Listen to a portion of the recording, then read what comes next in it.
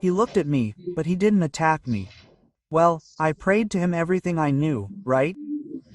I cast the 4-point spell on him, the 7-point spell, I blindfolded him and 50,000 other things, but he remained, well, his eyes were like those of sleepwalkers. I said, well, this is the deceased who scares poor people so much. Oh. Quote, well, I continued on my way. He didn't bother me. I didn't bother him either. I didn't even need to take out that little machete I was carrying to swat the flies. It wasn't necessary, but I did see that somnambulistic state of his eyes. That's how the deceased are.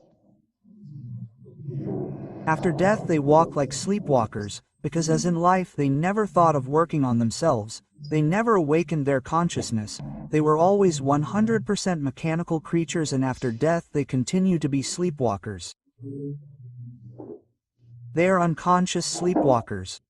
It's very sad. Another thing is that they have created a conscious center of gravity. That's different. After death, one finds oneself completely conscious. One knows that one died. For example, Brother Guillermo Hiaki died recently. I knew some of them and they were very good friends with Tun. Anyway, he was a good Gothic brother from the patriarchal headquarters. We had thought of sending him as a missionary to the United States.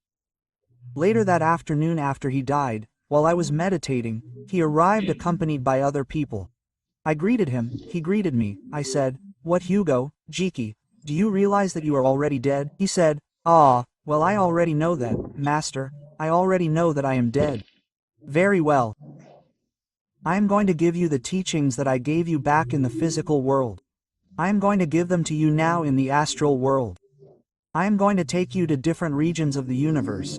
Ah, I really like that. That is what I want. Others who were listening said, "The Master said that he is going to give you the teachings here in the astral. Well, that is what I want. How great, that makes me happy." I said, "Well, we are going to give them to you." He said goodbye very happy. In life this man had eliminated those defects of conceit, vanity, pride, self-love, anger, selfishness. In other words, this man had managed to establish a conscious center of gravity deep in his consciousness. That is why he was now awake in the astral, completely awake. Moving forward, my friends, I believe that building or fabricating the conscious center of gravity is not the only thing either. Something else is needed. If one wants, for example, to have the right to live on any planet in the solar system, to travel through the worlds that make up this solar system, one must earn it.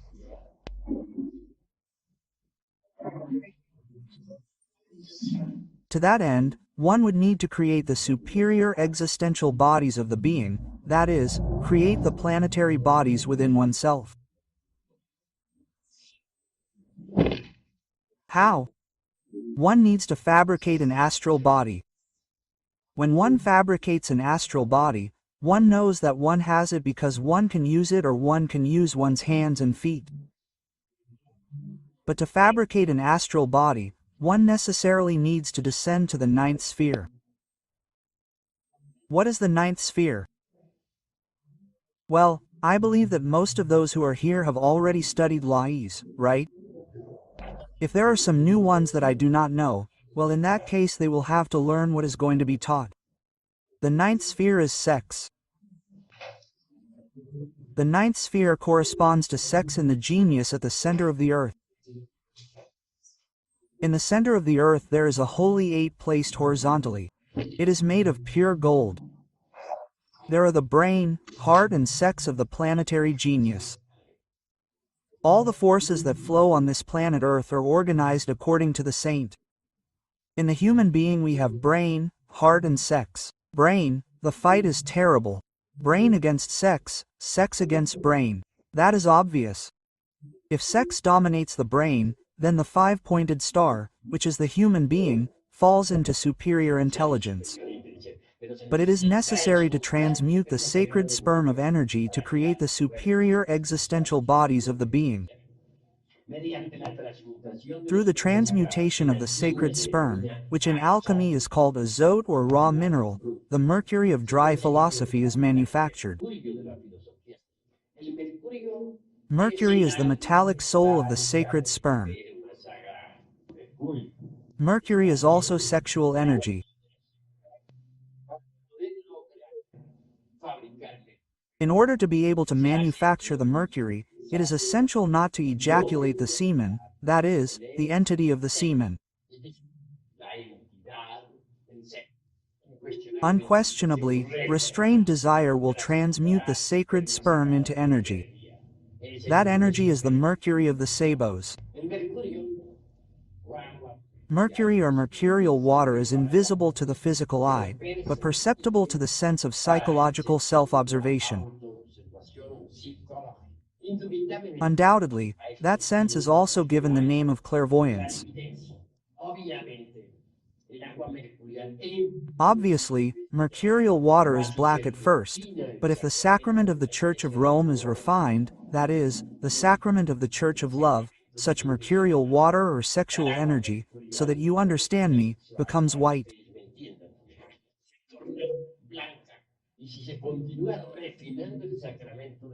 And if the sacrament of the Church of Rome continues to be refined, if it is made of chemical or physical intercourse, a religious, tantric, religious cult, then that mercurial water turns yellow, and if one continues in the mystical work, later it happens that that yellow water or mercury itself receives sulfur.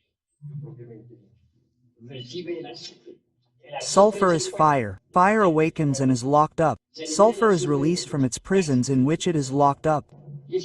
And that sulfur mixed with mercury forms a whirlwind of forces that ascends through the spinal medullary canal. There is no doubt that in that whirlwind of forces there is also sublimated salt. Sulfur and mercury are the vitriol of the acids that must ascend through the spinal column to the brain. The surplus of that azotriol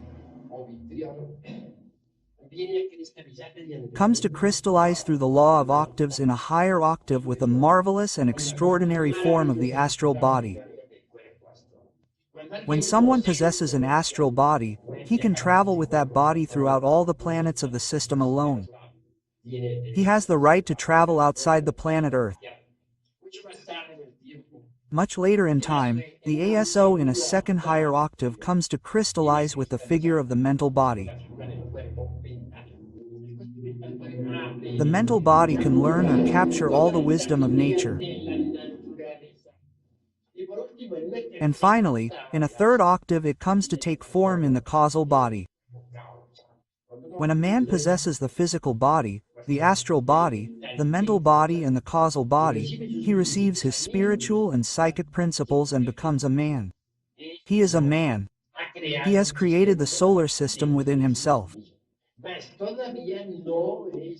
Furthermore, it is not a solar name, it is simply a name because he has his superior existential bodies of being and also possesses the animo principles.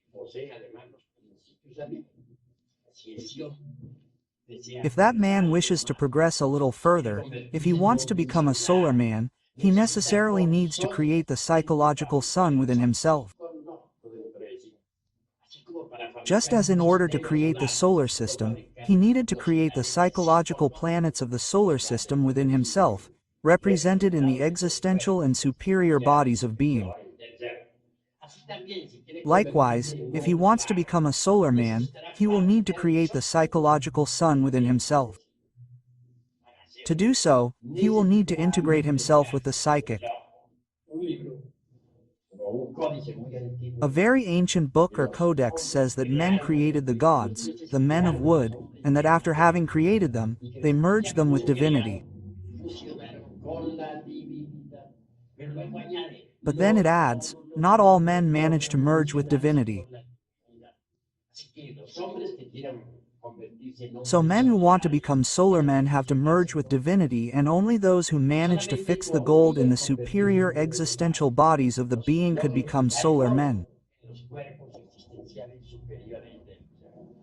It is possible to fix the atoms of gold in the existential bodies if all the undesirable elements of our bodies are eliminated. All the defects they possess, all the inhuman elements. Once that is achieved, the existential bodies will become vehicles of gold of the best quality. I am speaking of gold, of real gold.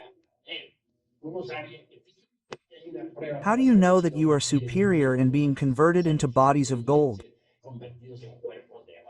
The physical proof there is in the sacred sperm. The sacred sperm of a Christified man, for example, of a Jesus of Nazareth or a Hermes, although you may not believe it, is made of gold. It carries gold, physical gold. It would seem incredible that initiates of that stature already have a choice. But of course, I am referring to men like Unad or a Gautama, even Jesus Christ, creatures of that stature. And going further, we would say that whoever has made their bodies of gold, already comes to possess their sperm in gold, obviously, because they throw the Christ inside them, the wolves, the Word, God Himself. Therefore, that creature like that one is ineffable. He is a solar man, a solar divinity. History tells us of many solar divinities, people who possessed Christ and whose bodies were superior existential bodies made of pure gold. They are solar men. It is said of a solar man that he created the sun within himself. But if an ordinary man, but who has the existential and superior bodies and wants to be formed, wants to become a solar man, he has no choice but to descend again to the ninth sphere to create gold in his bodies. I see that he has created it, it turns blue. It is with good reason that Mestre Mehiste said, "Ascend from the earth to the sky and descend again, and thus you will have the powers of above and those of below. You will penetrate into all subtle things and overcome all dense things. Therein lies the key to all power." And if the solar man, for example, wants to become a galactic man, what should he do? Obviously they would need to create the psychological galaxy in which we live, but create it within themselves. And for this purpose, he would have to descend back to the ninth sphere, to work in the fiery forge of the Tecario. And there, in that forge, he would manufacture the psychological galaxy that would give him the right to live in the entire galaxy, that would allow him to take shape in the capital of the galaxy called Sirius. Millions of constellations revolve around Sirius. We had been told that there were 18 million, but the latest calculations say that there are many more, billions of constellations. This galaxy is enormous, the capital of light of this entire galaxy. It is the great central sun. Incidentally, a moon 5,000 times denser than lead revolves around the planet Sirius.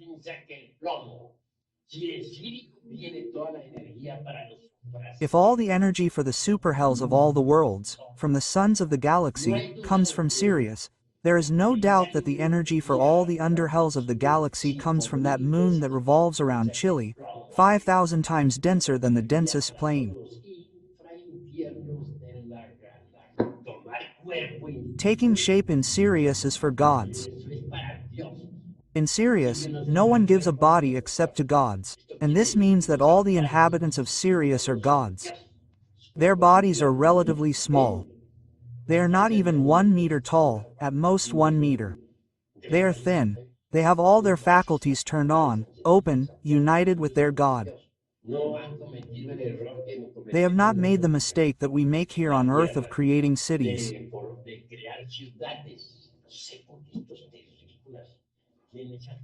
I do not know why these earthlings have this tendency to all settle in cities, in towns, in that absurd gregarious sense, because in the advanced worlds of infinite space cities are not created. For example, in Sirius there are no cities. The inhabitants have made Sirius enormous, that is to say, there are no cities there. They live in the fields, in the mountains. Each house has its garden and its orchard, where they grow their food, their fruits to feed themselves. They wear humble tunics woven with a spinning wheel and metal sandals. They do not like to destroy trees. They have enormous seas, deep, impenetrable jungles.